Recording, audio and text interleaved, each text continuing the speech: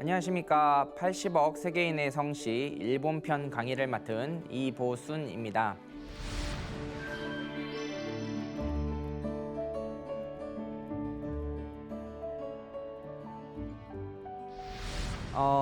지난 시간에 저희들은 함께 시, 우지와 성, 카바네, 명자, 묘지 여기 세 가지의 성씨 문화가 존재한다는 것을 살펴봤습니다.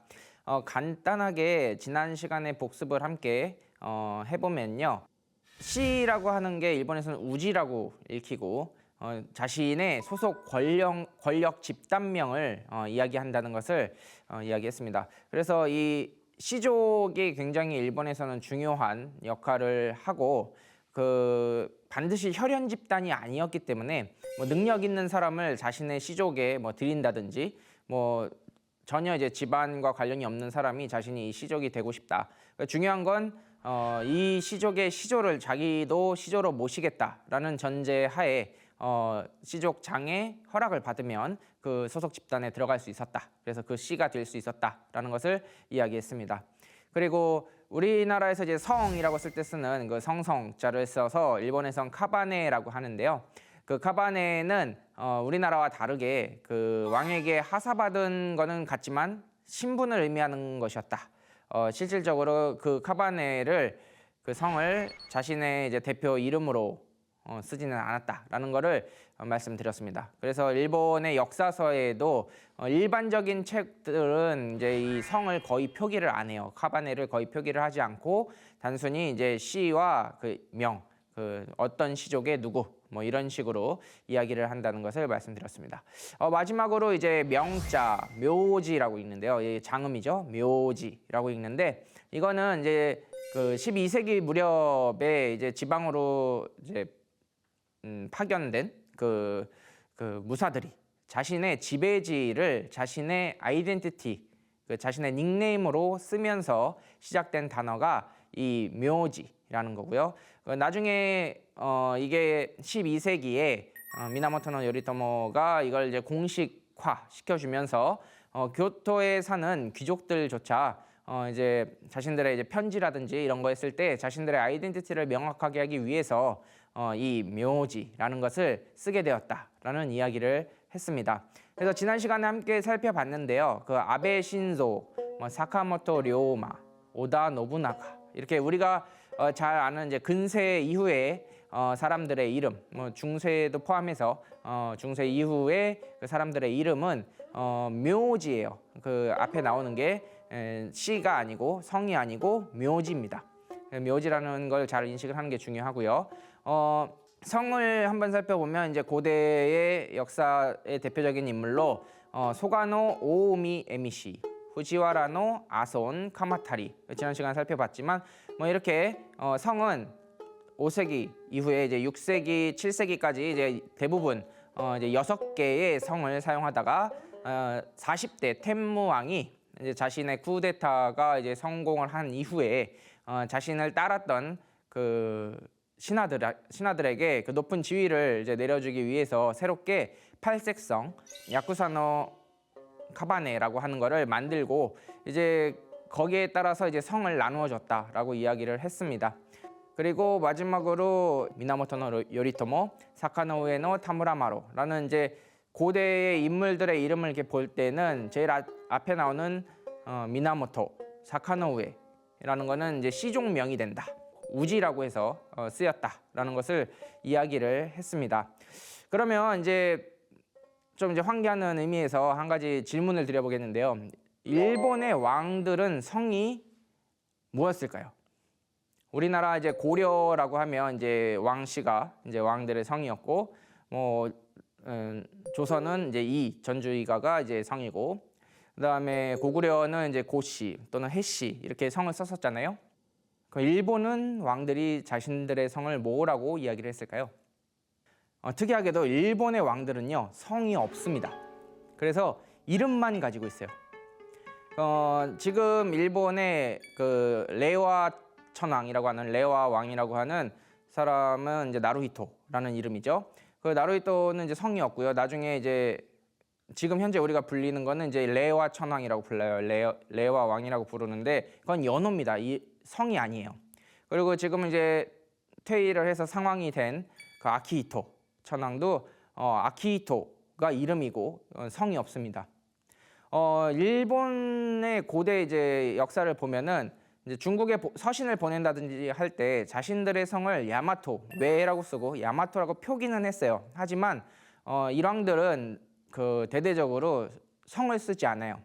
그래서 이제 가족들 중에서 특히 이제 여성들이 시집을 가면 그 남편의 성을 따르기 때문에 이제 시집을 감으로써 황족에서 빠지고 남편의 성을 따라가게 됩니다.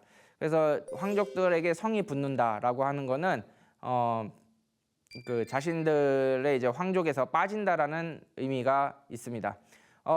그 40대 이제 텐모왕이 만든 그 팔색성 야쿠사노 카바네를 보면 제일 위에 이제 진인 마히토라는 계급이 있죠. 그 계급은 지난번에도 말씀드렸듯이 황족이 아니면 들어갈 수 없는 계급이었고요. 그 계급에 든 사람들은 따라서 이제 시족, 이제 성이 없었다는 것을 짐작할 수 있습니다. 그래서 그 대부분 이제 성을 갖고 이제 세력을 키우고자 했을 때는 그 황족들이 그 다음 이제 신분인 아손으로 내려갔습니다. 오늘은 일본의 우리 이제 시, 성, 묘지가 어떻게 바뀌어 왔는지 그런 거를 역사적인 흐름과 함께 왜 일본의 성씨 문화가 이렇게 복잡해질 수밖에 없었는지 이런 거에 대해서 함께 이야기를 나눠보고자 합니다. 일본의 역사를 제일 처음에 보면 이제 아스카 시대가 일본의 역사서에 제대로 이제 인정이 되는 이제 처음 역사라고들 많이 하는데 그 이전에 물론 고분 시대라든지 야요이 시대가 있긴 있지만 그때는 일본의 그 고사기라든지 일본 서기를 보면 기록은 되어 있지만 참 믿기 힘들고 이걸 어디까지 그 인정을 해줘야 되는지 알기 힘든 그런 시대가 있고 그 우리가 어느 정도 이제 인정을 해줄 수 있는 그 역사가 언제부터인가 하면 이제 6세기, 7세기 뭐 그 이후부터 그래도 어느 정도 이제 역사로서 인정을 해줄 수 있지 않을까라는 이야기를 많이 합니다. 하지만 5세기, 6세기에 이제 일본이 야마토 정권이 이제 제대로 힘을 갖기 시작했다고 해도 5세기, 6세기까지는 아직은 이제 도시국가 정도의 크기를 벗어나지 못했던 것 같아요. 그래서 그때까지 6세기까지만 해도 일본은 호족 중심의 사회였습니다. 역사서를 보면요, 그 일왕이 그 호족들한테 그 강력한 왕권을 구사를 못해요. 뭔가를 시켜도 막 무시당하고 그래도 막 다음 회의에 그 떵떵거리면서 등장을 하고 뭐 이런 것들이 많이 보이거든요. 그래서 일본의 그 야마토 정권의 강력한 이제 왕권을 구축하기 시작한 거는 아마 이제 40대 텐모왕쯤 됐을 때가 아닌가. 그때부터 이제 본격적으로 그 야마토 정권이 일본을 이제 지배하기 시작하지 않았나라는 생각을 하게 됩니다. 그래서 6세기를 보면 이때 스이코 왕이라고 이제 추고 왕이라고 한자를 읽으면 그렇게 읽히는데요. 그 스이코 왕 때 관등 체제를 만들기 시작해요. 처음으로 이제 관등제를 만들어서 이제 벼슬을 주기 시작을 하는데 그때 12관등제가 처음 6세기에 만들어지게 됩니다. 백제의 관등제를 모방을 해서 영향을 많이 받았다 이렇게 이야기를 해요. 그 12관등제를 보면 굉장히 재밌는 게 유교의 그 5대 덕목인 인이 예지신의 덕자를 붙여가지고 덕인 의 예지 신 이렇게 6개를 대소로 나눠서 대덕, 소덕, 대인, 소인, 대례, 소례, 대신, 소신, 대의, 소의, 대지, 소지 이렇게 해서 12개의 관등을 썼다고 합니다. 이게 그 일본이 유교가 별로 영향이 없었다고 하는데 이런 걸 봤을 때 과연 유교의 영향이 없었을까라고 생각을 하게 되는 하나의 그 포인트라고 생각을 하고요. 그 이제 6세기에 들어서서 그 제일 처음에 얘기한 그 6가지의 오미, 무라지 뭐 이렇게 되는 6가지의 성을 이제 신하들에게 하사를 하기 시작합니다. 그래서 6세기에 이제 야마토가 어느 정도 이제 나라의 이제 틀을 갖추기 시작을 했고요. 7세기가 되면 그 백제와 굉장히 깊은 서로 관계를 맺으면서 성장을 했는데 7세기 말에 일본을 뒤흔드는 대사건이 벌어지죠. 바로 백제와 고구려의 멸망입니다. 그래서 일본은 어쩔 수 없이 7세기부터 이제 7세기 말 이제 8세기죠. 실질적으로는 그때부터 이제 홀로서기를 할 수밖에 없는 그런 시기가 되고요.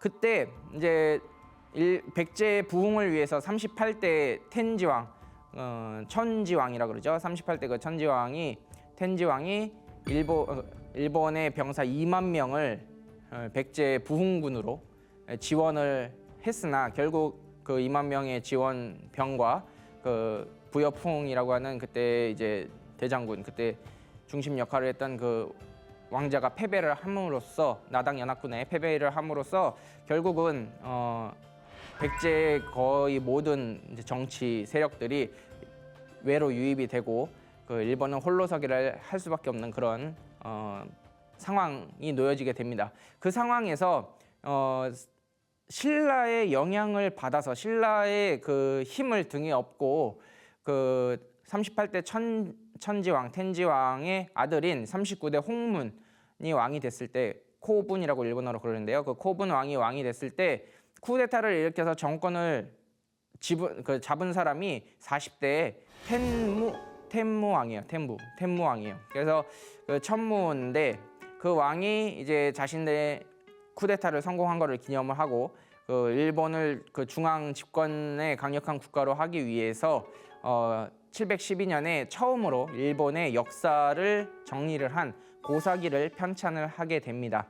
고사기를 편찬을 하고 720년에 또다시 이제 편년체라고는 어쨌든 하지만 아직은 좀 불안정한 그 일본서기라는 책을 또 만들게 되죠. 그리고 그 사이에 잘 알려지지 않은 사실인데요. 713년에 호자 이자령이라고 하는 자기가 좋아하는 자기가 좋아하는 글자 2가지를 골라서 자신의 성으로 삼아라, 자신의 시종명으로 삼아라라고 하는 명령이 내려져요. 그래가지고 이때부터 지명과 시종명이 다 2글자로 만들어지게 됩니다. 물론 간혹 1글자로 된 것도 있고요, 3글자로 된 것도 있지만 거의 대부분이 2글자입니다. 그래서 이제 8세기로 넘어오면서 일본의 수도가 교토로 바뀌게 되죠. 그래서 이 교토가 수도였던 이 시대를 헤이안 시대라고 하게 됩니다. 호족이 시족이 되었다가 이제 나중에 귀족이 되는 과정을 겪는 것이 바로 이 헤이안 시대인데요. 이 헤이안 시대의 그 가장 큰 4가지의 그 시종명이 있습니다. 그게 뭐냐면 겐페토키스라고 하는 거예요. 그 시족이라고 하는 거는 지난 시간에 설명을 드렸듯이 그 일왕을 중심으로 한 호족 집단을 다 시족이라 그랬어요. 그래서 이 시족의 개수가 거의 500개, 뭐 1000개에 다다른다 뭐 이런 얘기가 있을 정도로 굉장히 많은 숫자를 이루고 있는데요. 또한 이 시족들은 그 혈연 집단이 아니었기 때문에 그 사람들이 자기가 원하면 시족이 될 수 있었습니다. 하지만 이게 귀족화되면서 혈연을 중시하는 그런 그 풍조라고 해야 되나요? 그런 것들이 생기게 돼요. 그래서 중심에 놓여지게 된 그 시족이 4가지가 있는데 그게 바로 겐페토키스라는 4가지의 시족명입니다. 그 겐이라고 하는 걸 한번 살펴보면요. 겐페토키스 할 때는 이렇게 음으로 읽지만 하나로 읽을 때는 미나모토라고 읽어요. 그래서 미나모토라는 그 시족은 52대 그 사가천왕이 자신의 자녀에게 하사를 한 그런 시종명입니다. 그러니까 원래는 마이토에 있던 그 진인이라고 하는 마이토의 급에 있던 사람들이 나중에 이제 아손으로 내려가서 그때 가지고 간 시종명이 미나모토, 겐이라고 하는 거죠. 원이라고 하는 그런 그 성을 가지고 가고요. 그것과 더불어 가지고 52대 사가천왕의 아버지가 돼요. 50대에 그 칸무왕이라고 하는 그 왕이 있습니다. 그 왕이 자신의 이제 손자인 그 타카무네 왕이라는 사람이 있어요. 그 왕에게 하사한 성이 페라고 하는 타이라라고 하는 성입니다. 그래서 그 이 미나모토라는 성과 그 타이라라는 성, 이 두 가지 성이 황족으로부터 이제 일반 시족으로 내려온 그런 성인데요. 이 나중에 겐페 갓센, 그래서 원평 합전이라고 해서 일본의 중세를 뒤흔드는 엄청나게 큰 이제 그 내전이 이루어지는데 그때 이제 겐페가 서로 하얀색 깃발과 빨간색 깃발을 썼기 때문에 지금도 일본에서 이제 편을 나눌 때 주로 이제 빨간색과 흰색을 쓰는 경향이 있어요. 그 다음에 토우라고 하는 거는 이제 후지와라, 전 시간에도 몇 번을 소개를 드렸던 후지와라 가문이 토우가 됩니다. 나카토미노 카마타리라고 하는 사람이 38대 텐지 왕에게 하사받은 성인데요. 이 헤이안 시대에는 거의 이제 이 후지와라 가문이 그 헤이안을 지배했다고, 교토를 지배했다고 해도 과언이 아닐 정도로 엄청난 권력을 자랑을 했어요. 거의 이제 천황이 아님에도 불구하고 천황보다 더 권력이 많은 뭐 그런 그 집안이 후지와라 집안이었습니다. 실질적으로 현존하는 일본의 성씨 가운데 한 1할은 이 후지와라 가문의 후손이다라고 불릴 정도로 이 후지와라는 굉장히 중요한, 일본의 성씨 문화에 있어서 굉장히 중요한 가문입니다. 마지막으로 이제 타치바나 가문을 보면요, 이제 겐페토 키스의 마지막이 이제 타치바나, 귤이라고 쓰고 타치바나라고 읽는데요. 이 타치바나라는 성은 비다스 왕의 현손인 카스라기의 사람에게 그 주어진 성이에요. 근데 이 타치바나 가문은 그 앞에 나온 겐, 베, 토, 미나모토, 타이라, 후지와라 이 가문에 비해서는 중앙에서 거의 활약을 못했습니다. 이 타치바나 가문이 그 꽃을 피운 지역은 아이러니하게도 저 큐슈 지역에서 꽃을 많이 폈어요. 그래서 이 헤이안 시대가 이제 12세기까지 이제 이어지게 되는데요. 12세기쯤이 되면 벌써 이제 교토가 수도가 된 지 이제 200~300년이 흐른 그런 상황이 되면서 거의 대부분의 귀족들이 포화 상태에 이르게 됩니다. 그렇게 되면서 때마침 그 새로운 정권이 열리게 되죠. 그게 바로 12세기에 열린 가마쿠라 막부인데요. 전 시간에도 소개를 해드렸듯이 그 미나모토노 요리토모라는 사람이 가마쿠라시에서 12세기에 가마쿠라 막부를 열게 됩니다. 이 이제 전 과정, 이제 11세기부터 12세기에 넘어오는 그 과정에서 그 많은 귀족들과 이제 황족들이 자신들만의 이제 땅을 그 원해서 지방으로 많이 이동을 하게 돼요. 그래서 그 이동을 하는 사람들을 무사계급이라고 이제 말을 하는데요. 그 자신들의 지위를 갖게 되는데 자신들의 뿌리는 예를 들어서 후지와라라든지 미나모토라든지 타이라거든요. 근데 지방에 나온 사람들이 그렇게 얘기를 해버리면 이제 교토에 있는 원 본가들이 그거에 대한 이제 추궁을 한다든지 이런 빌미를 제공을 하기 때문에 그 사람들은 자신들이 다스린 땅을 자신들의 아이덴티티, 자신들을 소개하는 이름으로 쓰게 됩니다. 그게 바로 그 묘지의 탄생, 명자의 탄생이거든요. 그래서 이 묘지라는 게 11세기, 12세기부터 점점 늘어나고 12세기에 미나모토노 요리토모가 막부 정권을 열면서 그 막부 정권은 무사를 중심으로 한 세력이었기 때문에 지방 무사들의 그 닉네임, 묘지를 그대로 시종명으로 인정을 해주게 됩니다. 당신들의 그 대표적인 이름으로 그거를 쓰시오라고 인정을 해주면서 그 새로운 성들이 많이 탄생을 했고 그 대부분의 성들이 이제 지명이 되는 거죠. 그리고 그와 더불어서 이제 귀족이 포화 상태가 된 그 교토에서는 예를 들어 서신을 쓰게 됐을 때 단순히 후지와라라고 쓰는 게 아니고 나는 교토의 왼쪽 사쿄에 사니까 사토라고 합니다. 이런 식으로 해서 자기들도 이제 후지와라라고 쓰지 않고 그 닉네임 묘지를 쓰기 시작해요. 그렇게 해서 묘지가 점점 그 일본의 그 중상위 그 계급들에게는 그 점점 퍼지게 됩니다. 그렇게 되면서 이제 일본의 중앙 정권이 흔들리는 사건이 터지게 되는데요. 그게 이제 14세기에 열리게 되는 남북조 시대라는 시대입니다. 일본의 천황은 보통 교토에 있었는데요. 이 시대에 왕조가 두 개로 나누어졌어요. 한 사람은 이제 교토에 있고 또 한 사람은 그 나라현 남쪽에 요시노라는 지역이 있는데 그 요시노에 가서 천황을 했습니다. 그 모종의 사건으로 인해서 이제 교토에서 쫓겨난 건데요. 그 왕조가 두 개로 갈라짐으로써 중앙 정부는 이제 지방에 대한 통솔권을 거의 잃어버리게 돼요. 그러면서 이때를 놓치지 않고 지방에 있는 무사들은 자신들의 힘을 키워나가기 시작을 하게 됩니다. 그래서 성공을 한 케이스를 다이묘라 그래요. 그 다이묘들이 이제 자신들의 지배한 땅을 자신들의 세계로 삼으면서 일본이 군웅할 것이대인 전국 시대로 돌입을 하게 되는데요. 그 전국 시대로 돌입을 함으로써 어떤 일이 벌어지냐면 자칭 원평등귤 겐페이 토호키스가 늘어나게 됩니다. 그 이유가 뭐냐면 그 전국 시대의 그 다이묘들 무사들은요 기본적으로 원평등귤 겐페이 토호키스의 씨족이 아니면 명함도 못 내밀었어요. 그러니까 애시당초에 자기가 무사로서 성공을 하기 위해서는 그 겐페이 토호키스 중에 하나여야 되는 거예요. 그래서 대부분이 그때 당시에 쓰기 시작하는 게 이제 미나모토인 겐이라든지 타이라인 페라든지 그 둘 중 하나를 많이 썼고요.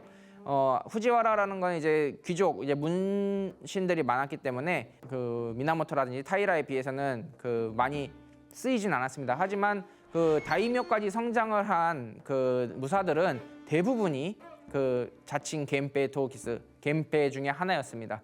그리고 일반인으로 내려가면은 일반인들조차도 이제 자신들의 묘지를 쓰고 싶어하는 사람들이 등장을 해요. 왜냐하면 이제 아무래도 사회가 이게 막 혼란해지니까 자기가 서민 계급으로 있고 싶지는 않거든요. 그러면서 자신들의 묘지를 이제 자기도 막 이렇게 쓰고 싶어지고, 그다음에 권력을 좀 가진 다이묘들이 지난 시간에 살펴봤듯이 자신들의 그 아래에 있는 사람들한테 그 묘지를 하사를 했거든요.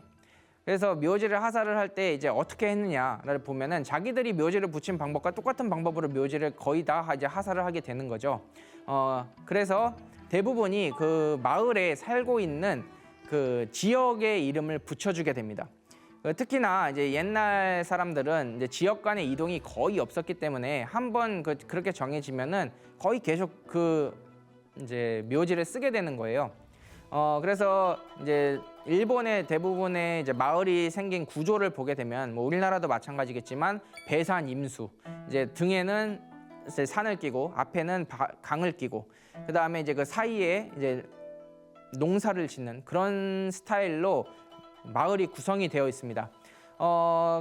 크게 보면은 지금 보시는 화면과 같은 그런 스타일이 되고요. 자세히 하나하나 이제 보게 되면은 그 마을 중에서 예를 들어서 이제 산에 가까이 사는 사람들은 기본적으로 야마가 붙죠. 산을 이제 일본어로 야마라고 하니까 야마를 붙는데 산에 입구다 그러면은 뭐 야마구치. 우리 현 이름 중에서도 있죠. 일본 현 이름 중에서도 있는데 야마구치상 뭐 이렇게 불리게 되고, 그다음에 뭐 산에서 사는데 그 사람들이 하는 일은 그 별을 보고 별을 관측하는 일이었다 그러면 호시노상이다. 뭐 별이 잘 보이는 뭐 들판에서 살았다 그래서 호시노상이라고 한다든지, 그다음에 옛날에 이제 신사를 지으면 그 다리를 이렇게 건너가는 식으로 지은 신사가 굉장히 많았어요. 그래서 신관과 관련된 신사의 담당자들은 이제 하시모토라는 또 이제 묘지를 많이 썼고요. 그다음에 마을에 이제 가운데에 들어가서 보면은 밭의 중심, 논의 중심에 살았던 사람은 다나카상, 전중이라고 써서 다나카라고 읽는다든지, 논밭의 앞에 사는 사람들, 앞부분에 사는 사람들은 뭐 마에다라고 한다든지 이런 식으로 이름을 짓게 되고 그 묘지를 짓게 되고요. 강의 상류에 사는 사람은 카와카미상, 강의 하류에 사는 사람은 카와시타상, 그 내천자에 윗상자를 쓴다든지 아래 하자를 쓴다든지 이런 식으로 해서 묘지를 하사를 하게 됩니다. 그리고 이제 그 마을에 예전부터 살았던 이제 귀족들, 뭐 호족들이 있을 거 아니에요. 뭐 그런 사람들은 그 자기가 원래부터 살았던 그 뿌리가 후지와라면 거기에다가 후지와라를 상징하기 위해서 그 겐페토키스의 토, 후지라는 그 단어를 가지고 오고 그다음에 자신들의 이제 역할을 드러내기 위해서 한 글자를 빌려오는 따오는 이런 식으로 해서 두자 성을 만들게 돼요. 뭐 이렇게 바다에 가깝다든지 뭐 그 우미베라든지 뭐 이런 식으로 와타나베라든지 뭐 이런 식으로 성을 붙이게 됩니다. 그래서 일본의 이제 중세 시대 16세기 뭐 17세기 뭐 그 전국 시대 말쯤에 가면은 누구나 그 성을 쓰게 돼 묘지를 쓰게 되는 거예요. 일반인들조차도 이제 자기들의 닉네임으로서 묘지를 쓰게 되거든요. 그래서 이제 전국 시대를 통일을 한 도쿠가와 막부가 세워졌을 때 도쿠가와 막부가 한 일 중에 가장 큰 일이 뭐냐면 신분제를 명확히 하는 것이었습니다. 그러면서 이제 도쿠가와 막부가 한 게 뭐냐면 서민들은 성을 쓰면 안 된다.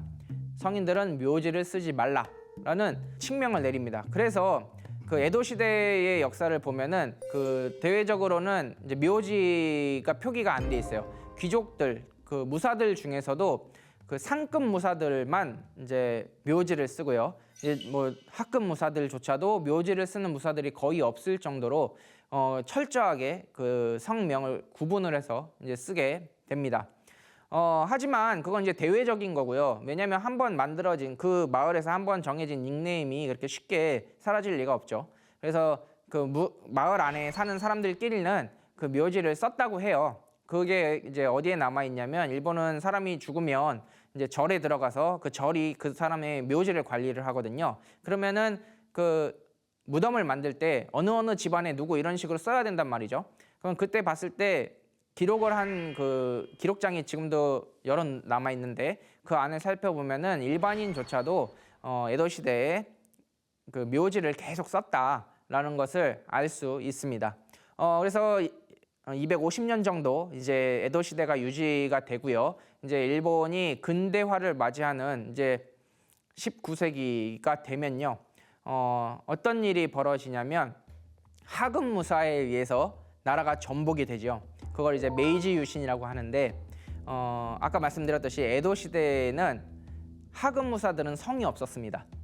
근데 메이지 유신을 한 그 성공한 인물들이 이제 세계에 나가서 이제 외국인들과 얘기를 해야 되는데 하급 무사니까 성이 없는 거예요. 자기 그 패밀리 네임을 이제 소개를 못 하다 보니까 이건 안 되겠다 싶었던 거죠. 그래서 그 사람들이 이제 정식으로 이제 명령을 내리게 됩니다. 그게 뭐냐면 평민들이 묘지를 써도 된다. 평민 묘지 허가령이라는 거를 1870년에 메이지 3년입니다. 그때 명치 3년인데 그때 이제 허가령을 내려요. 여기에는 이제 또 다른 의도가 숨어 있었는데요. 그게 뭐냐면 나라를 새로 세웠으면 가장 중요한 게 뭘까요? 나라를 세웠으면요 세금을 잘 걷어야 됩니다. 그리고 자신의 그 국민들을 여차하면 병력으로 쓸 수 있는 그런 의무를 부과할 수 있는 시스템이 필요해요. 그래서 이 메이지 유신을 한 그 메이지 정부들은 그 이 평민들이 묘지를 쓰는 것을 허가함으로써 자신들을 등록을 해라라고 이야기를 하게 된 겁니다. 결국은 잘 세금을 걷고 그다음에 병역 의무를 부과하기 위해서 이 묘지 허가령을 냈는데 일본 뭐 그때 이제 메이지 시대 사람들도 바보는 아니니까 이게 뭔가 이상하다라는 거를 생각을 했겠죠. 그리고 더군다나 200년 에도 시대가 대외적으로는 굉장히 평안했던 시대였기 때문에 갑자기 막 바뀐 메이지 정부의 그 정책을 바로 막 따라간다고 하는 게 일본 평민들에게는 그렇게 쉬운 선택이 아니었어요. 그래서 실질적으로 1870년 메이지 3년에 명치 3년에 이거를 이제 그 전국적으로 그 발령을 냈는데도 그 등록을 거의 안 했다고 해요. 그래서 5년 뒤인 1875년에 그 전에는 이제 허가령이었는데 허가령이 아니고 묘지 필칙령이 됩니다. 무조건 묘지를 등록을 해야 된다. 묘지를 정식으로 등록을 하고 사람들한테 소개를 할 때 자기 묘지를 얘기를 해야 된다. 뭐 이런 식으로 이야기를 하게 돼서 1875년에 누구나 이제 묘지와 이름으로 된 지금의 일본 사회에서 쓰는 그 시스템을 갖추게 되는 겁니다. 근데 이 이제 신생으로 이제 묘지를 등록을 하는데요. 이 등록을 할 때 크게 세 부류가 있었다 그래요. 그 뭐냐면 첫 번째 부류는 예전부터 썼던 묘지, 그러니까 상급 귀족들이죠. 그리고 뭐 특별하게 예외가 됐던 사람들이 있어요. 그 뭐 관직이라든지 자신들이 맡은 역할에 의해서 예전부터 이제 묘지를 에도 시대에 써도 된다고 허락을 받았던 사람들은 묘지를 갖고 있었거든요. 그 사람들은 그대로 자기가 쓰던 그 묘지를 등록을 하는 거예요. 그리고 두 번째는 대외적으로는 묘지를 쓰지 않았지만 그 내부적으로는 묘지가 있었던 집안이 있습니다. 뭐 일반인들은 대부분 이런 케이스가 많았을 거예요. 이런 사람들은 자신들이 이제 집안 대대로 내려왔던 그 묘지를 여기서 등록을 했겠죠. 그리고 마지막 세 번째 케이스는 뭐냐면 뭐 여차저차 해가지고 집안 내력이 끊긴다든지 뭐 이런저런 이유로 인해서 진짜 묘지 없이 살았던 평민들도 있어요. 그런 사람들은 완전히 새로운 묘지를 만들게 됩니다. 그래서 이 세 가지의 방법으로 이제 묘지가 섞이게 되고 그 뭐 본가들은 묘지를 애시당초 안 썼으니까 자기네들이 쓰던 그 시종명을 그대로 묘지로 등록을 하는 거예요. 그리고 뭐 성씨로 신분을 원하는 사람은 성씨로 등록을 뭐 한 사람도 뭐 있겠죠. 뭐 그래가지고 이제 일본의 지금 시스템의 묘지라는 건요, 씨와 성 그리고 묘지, 우지와 카바네 묘지가 막 뒤섞여 있습니다. 지금 일본 현대 사회에서는요, 문부성에서는 묘지를 써요. 묘지를 이제 정식으로 이제 성으로 쓰고요. 그다음에 그 법무성에서는요, 묘지를 쓰지 않고 그 씨, 우지로 표기를 합니다. 그래서 일본의 사회조차도, 일본의 관청조차도 이 씨, 성, 명자, 우지와 카바네, 묘지라는 거를 이제 뒤섞여서 쓰고 있는 그런 상황이 벌어지고 있습니다. 그래서 우리가 이 일본의 성씨 문화를 알 때 이 세 가지의 개념을 명확하게 안다는 게 얼마나 중요한지 뭐 그런 거를 보면은 알 수 있습니다. 그 묘지만 가지고는 그 일본인의 뿌리를 정확히 알 수가 없어요. 우리가 앞으로 이제 일본의 이제 뿌리를 같이 이제 살펴보겠는데요. 앞으로 어떻게 그러면 그 일본인들의 뿌리를 볼 수 있을까 이야기를 해보면요. 가장 이제 핵심이 되는 게 결국은 이제 시족과 그 호족의 역사입니다. 시족과 호족이 결국은 우리가 이야기하는 성에 가장 가까운 개념이에요. 물론 혈연이 아니었다라는 좀 큰 애로 상황은 있지만 그래도 중심 집단은 혈연으로 이루어진 케이스가 많았기 때문에 결국은 이 시족과 호족의 역사가 그 일본인의 뿌리가 되는, 뿌리의 중심이 된다고 볼 수 있습니다. 하지만 애석하게도 이 시족과 호족의 역사는 많이 남아있지 않습니다. 이 시족과 호족의 역사서를 다 수거를 해가지고 이제 만든 게 일본 서기와 고사기거든요. 그 이후에도 남았던 그 시족과 호족의 역사서는 여러 차례 수거가 되어가지고 현존하는 그 시족 호족의 역사서는 그렇게 많지 않아요. 그런 의미에서 우리가 지금 그 소중하게 볼 수 있는 게 뭐냐면 신찬성시록이라는 책이 있습니다. 일본 정부가 정식으로 발행한 거의 최초의 이제 성씨, 이제 시족에 관련된 책이에요. 물론 여기서 얘기하는 성은요, 저희가 전 시간에 살펴본 카바네입니다. 지금 우리가 얘기하는 그런 성이 아니고 카바네, 이 사람은 아손이었다, 이 사람은 무라지였다, 뭐 이런 얘기가 적혀있기 때문에 이 책을 성시록이라 그러는 거예요. 우리가 생각하는 그런 성이 아니라는 것만 잘 한번 알아주시기 바랍니다. 요 신찬성시록은 일본의 성씨 문화를 알아보는 데 있어서 굉장히 중요한 책이기 때문에 또 다음 시간에 한번 이 책에 관해서 간단하게 알아보고자 합니다.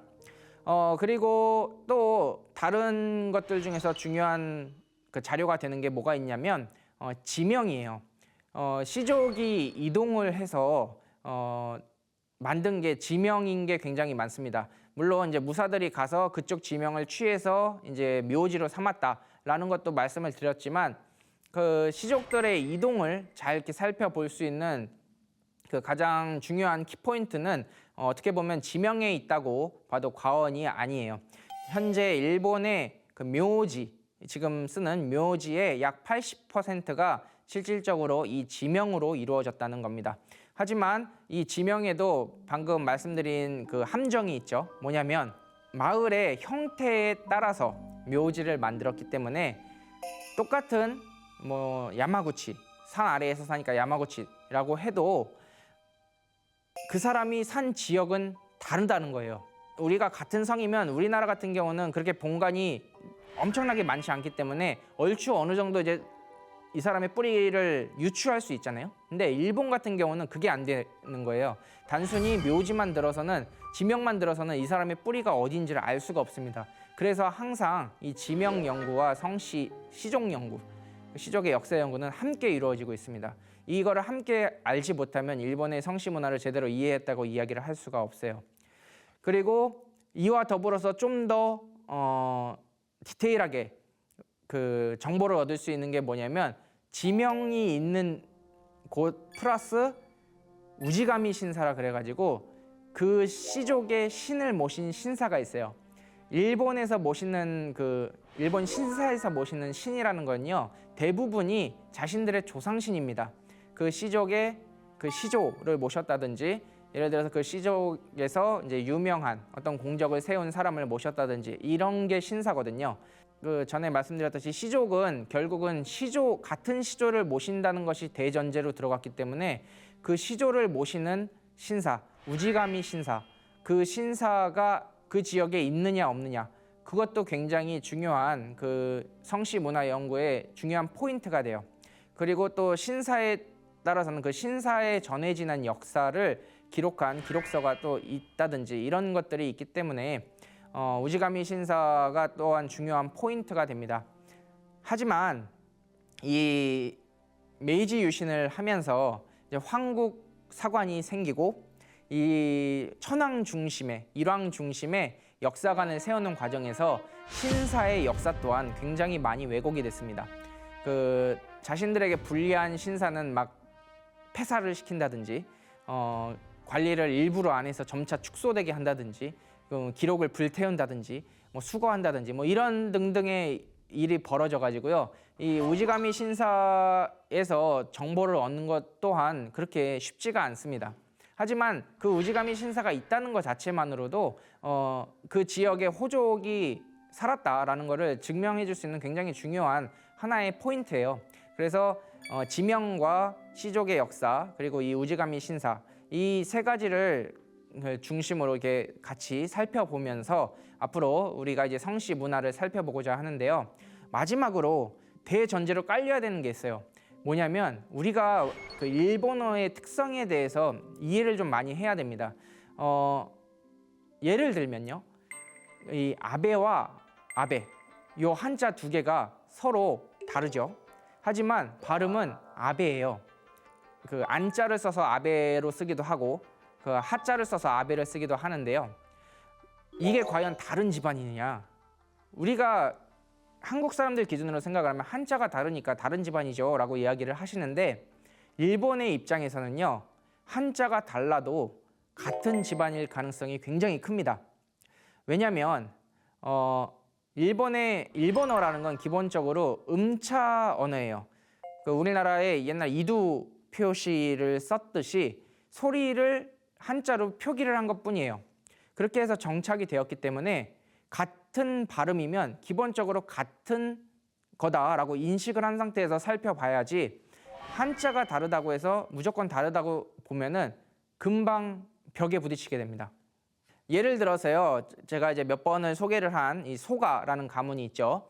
그 소가는요, 여태까지 소개드렸던 건 다 이렇게 써져 있었어요. 소아라고, 그렇죠? 소아라고 써서 소가라고 읽었었는데 이게 지방으로 내려가면요, 이렇게 한자가 많아요. 이 표기가 전부 소가라는 표기입니다.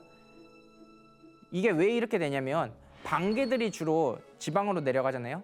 내려가면서 자신들의 자신들이 반개라는 거를 표기하기 위해서 소리는 살려야 돼요. 왜냐하면 자신들이 거기에 시족이다, 거기에 가문이다라는 걸 드러내야 되기 때문에 그렇게 하지만 이걸 한자로 표기할 때는 한자를 바꿔야 합니다.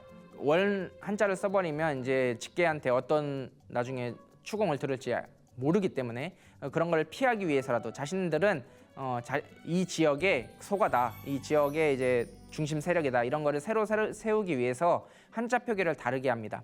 그래서 이 소가 하나만 해도 이렇게 많은, 이거보다 더 많이 있습니다. 실질적으로는 더 많이 있는데 이렇게 다양한 표기가 나와요. 그리고 또 하나 다른 예로 이제 카모라는 그 시족이 있습니다. 카모라는 시족도 일본 고대사에 있어서 굉장히 중요한 시족인데요. 이 카모 시족도 거의 일본 전역에 퍼져 있다고 해도 과언이 아닐 시족인데 이 카모족도요, 표기하는 방법이 다 달라요. 그 교토의 유명한 카미가모 신사, 시모가모 신사 이렇게 가시는 분들 많을 텐데 세계 문화유산이 됐기 때문에 이제 거기에서 쓰는 카모의 한자와 또 나라에서 쓰는 카모의 한자가 또 다르고요. 그게 다 다른데 다 같은 종족들이 거기 살았던 거예요, 시족들이. 그래서 이러한 일본어의 특성을 잘 이해를 하시고 책이라든지 그런 자료를 함께 살펴봄으로써 진정으로 일본의 성씨 문화를 살펴볼 수 있게 됩니다. 오늘은 시대 순으로 보는 일본 성씨 문화의 변천 과정에 대해 알아봤고요. 다음 시간에는 일본 성씨를 기록한 신찬 성씨록에 대해 좀 더 깊이 알아보는 시간을 가져보도록 하겠습니다. 오늘 함께 해주셔서 감사합니다.